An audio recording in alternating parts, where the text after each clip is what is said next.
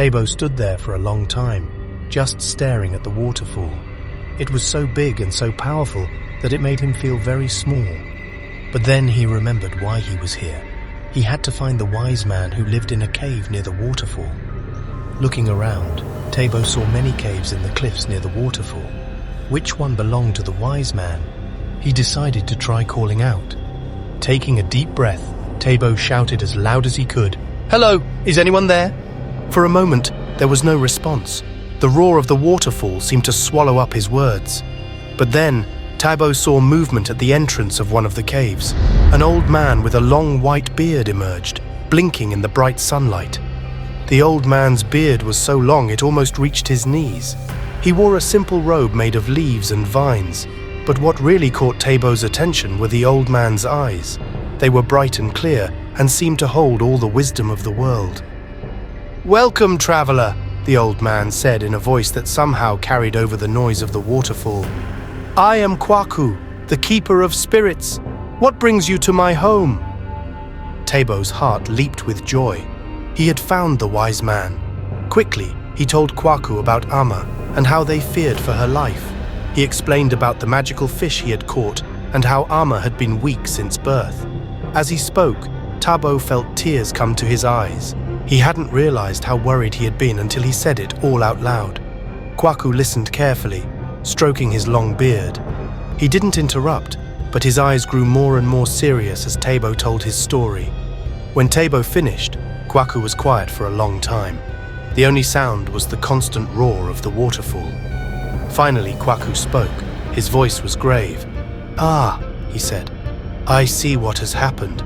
The fish you caught was no ordinary fish. It was the queen of the river mermaids." Tabo gasped. He had heard stories of mermaids, of course. All fishermen had.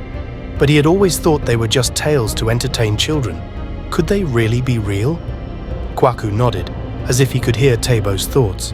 "Yes, mermaids are real. They live in the deepest parts of the rivers and seas. Usually they stay far away from humans, but sometimes a curious mermaid might swim too close to shore." The wise man continued, "When you ate the mermaid queen, her spirit was set free. It entered your wife and split between your twin daughters. Adwoa got the strong part of the spirit, while Amma got the weak part." Tabo's heart sank. He remembered how the fish's eyes had looked almost human, how he had thought he saw sadness in them. Now he understood why. "Is there anything we can do to save Amma?" he asked desperately. Kwaku thought for a moment, his bushy eyebrows drawn together in concentration. Then he said, "There is a way, but it will not be easy. You must return Adwoa to the river where you caught the mermaid queen. Only then will the spirit be made whole again, and Amma will become strong." Tabo felt like the ground had dropped out from under his feet. Give up Adwoa? How could he choose between his daughters? He loved them both so much, but he knew that if he didn't do something, Amma might die. And Adwoa would be returning to her true family, wouldn't she? With a heavy heart, Tabo asked, "What must I do?" Kwaku disappeared into his cave for a moment.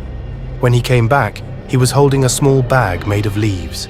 He handed it to Tabo. Inside was a powder that sparkled like starlight. "Sprinkle this on Adwoa when you reach the river," Kwaku instructed. "It will help her transform and return to her people." Tabo took the bag with shaking hands. It felt very light, but somehow also very important. He carefully put it in his pocket, making sure it was safe. "Thank you, wise Kwaku," Tabo said, bowing his head. "I will do as you say." Kwaku put a hand on Tabo's shoulder. His touch was gentle but strong. "You have a difficult journey ahead, both in distance and in your heart. But remember, young Tabo, sometimes the greatest love is shown in letting go." With these words echoing in his mind, Tabo began his long journey back home. His feet felt heavy, and not just from tiredness. He was carrying a great weight in his heart. How would he explain this to Nia? How would they say goodbye to Adwoa? As Tabo walked, he thought about all that had happened. He thought about the day he caught the magical fish, about the feast they had shared with the village. He thought about the moment he first held his twin daughters in his arms. And he thought about the future, a future where Amma would be healthy and strong, but Adwoa would be gone. Days passed, and Tabo's village finally came into view.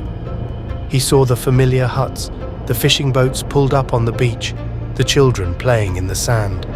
For a moment, he wanted to turn around and run away. How could he face what he had to do? But then he saw Nia standing in front of their hut. She was holding Amma in her arms, with Adwoa playing at her feet. When Nia saw Tabo, her face lit up with joy.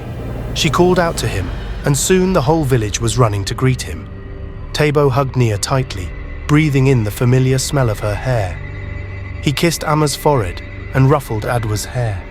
For a moment, he let himself enjoy being home with his family, but he knew he couldn't delay the difficult conversation. With a heavy heart, Tabo told Nia everything he had learned from Kwaku. He explained about the Mermaid Queen, about the split spirit, and about what they needed to do to save Amma. Nia listened with wide eyes, holding both her daughters close. When Tabo finished speaking, Nia was quiet for a long time. Tabo could see the struggle in her eyes, the same struggle he felt in his heart. Finally, Nia spoke. Her voice was soft but determined. "We must do it," she said. "We must save Amma, and we must let Adwoa go home." Tabo nodded, relieved that Nia understood and agreed. Together they decided to take the girls to the river the very next morning. They wanted to do it quickly, before they lost their courage. That night, Tabo and Nia held their daughters close. They sang to them, told them stories, and tried to memorize every little thing about them. Adwoa, not understanding what was happening, laughed and played as usual. Amma, as always, was quiet and still. The next morning dawned bright and clear. It was as if nature itself knew something important was going to happen. Tabo and Nia dressed the girls in their best clothes. They wrapped Adwoa in a beautiful cloth that Nia had woven herself. As they prepared to leave for the river, the whole village gathered around them. Word had spread about what Tabo had learned on his journey. Everyone wanted to say goodbye to Adwoa and to support Tabo and Nia in their difficult task. The walk to the river seemed both too long and too short. Tabo carried Adwoa while Nia held Amma. Neither of them spoke. What could they say at a time like this? Finally, they reached the spot where Tabo had caught the magical fish so long ago. The river flowed peacefully, unaware of the drama that was about to unfold on its banks. Tabo and Nia stood at the water's edge, their hearts pounding. This was the moment they had been dreading. Tabo reached into his pocket and pulled out the small bag Kwaku had given him. With trembling hands, he opened it and took out a pinch of the sparkling powder. "Goodbye, my sweet Adwoa," Tabo whispered. "We love you so much. Be happy with your people." Then, before he could change his mind, Tabo sprinkled the magic powder on Adwoa. For a moment, nothing happened. Adwoa just blinked her big eyes, confused by the sparkly dust on her skin. But then, something amazing began to occur.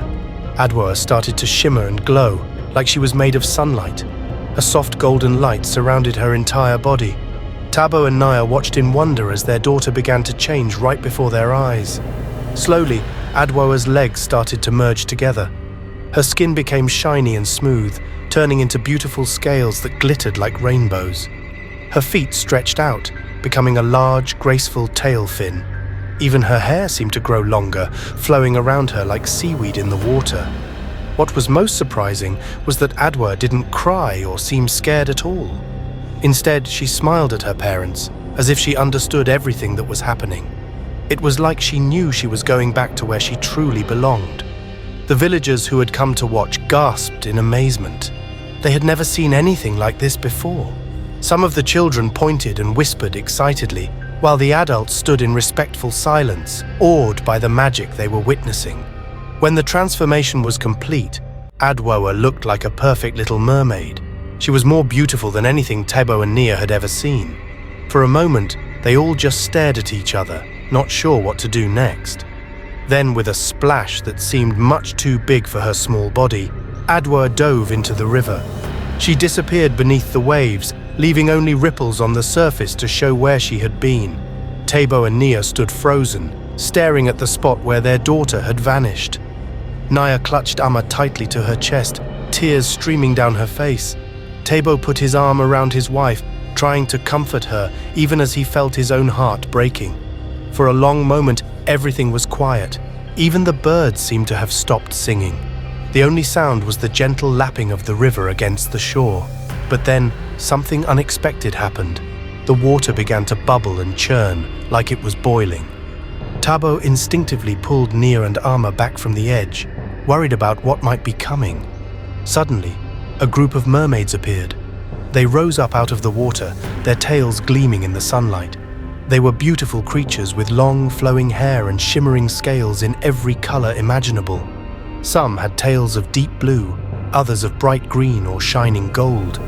The villagers gasped again, even louder this time. Many of them had never really believed in mermaids before, but now they were seeing them with their own eyes. One of the mermaids, wearing a crown made of shells and coral, swam closer to the shore. She was clearly their leader. In her arms, she held little Adwoa, who looked happy and comfortable in the water. The Mermaid Queen spoke, her voice as melodious as a song. "Thank you for returning our princess," she said, smiling at Tabo and Nia. "We have been waiting for her for a long time." Tabo and Nia were too stunned to speak. They had known they were giving Adwoa back to her people, but seeing it happen in front of them was overwhelming. The Mermaid Queen continued, "To show our gratitude, we will heal your other daughter." She waved her hand gracefully towards Ama. A gentle shimmering light surrounded the baby girl. It was similar to the light that had transformed Adwoa, but softer, more like moonlight than sunlight.